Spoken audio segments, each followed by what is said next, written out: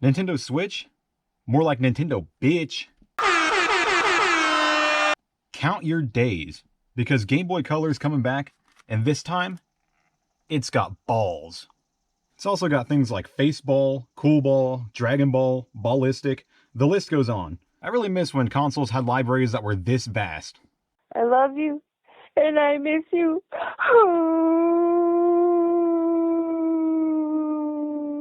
But now, we're living in the future.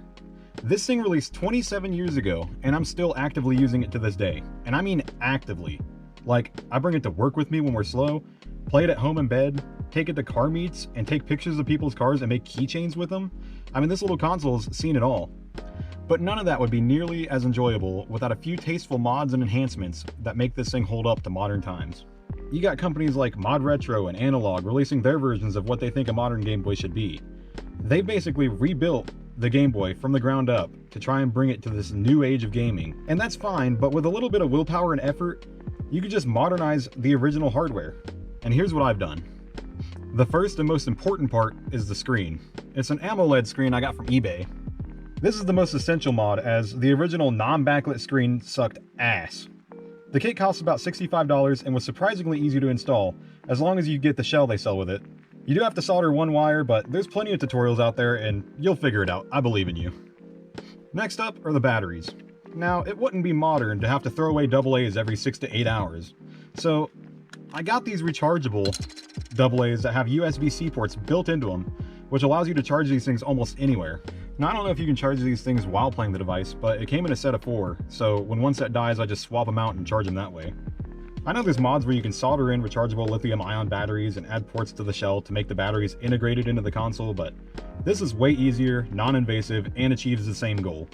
There will be a link in the description if you want to pick a set of these up. It was like $10 to $15, I think. And I'd say it's well worth it. I've used these probably about 20 times each set, and they still hold up and last about 6 hours each time I use them. It's pretty cool. Now, the last part of this modernized Game Boy is what I use to actually play the games. The Game Boy Color library is massive, with hundreds and hundreds of games, including things like Pokemon, Mario, Final Fantasy, Mega Man, and Fish Dude, which is a $100 game for some reason. Can anybody explain to me why it's $100? Anyway, the best way to bring hundreds of your games with you everywhere you go is with a flash cart. I got this knockoff EverDrive on AliExpress for like $15, and aside from needing to replace the battery, it's been fantastic. Obviously, you should buy the EverDrive, as it's probably way more reliable and user-friendly, but this was super cheap and does the job for me. You can also use this to download and play Grimace's Birthday, which is completely free and legal to do. This is probably one of the only ways you'll be able to play this game on authentic hardware. Speaking of games, the Game Boy Color lets you play some incredible titles, and I just want to show off a few of my favorites. First is Hamtaro. Oh, Hamtaro is dumb, that game's for babies. Eat my ass, I'm a grown man and I can love cute little rodents if I want. Anyway, you go around doing little hamster things and finding your little hamster friends, and that's about all there is to it. Side note, there is a game called Rats, where you play as a gangster rat with a gun, which sounds badass, but trust me, it sucks. And then there's Kirby's Dream Land 2, which is your typical Kirby game, but you can get different animals to ride on and help you through the game, which is super fun.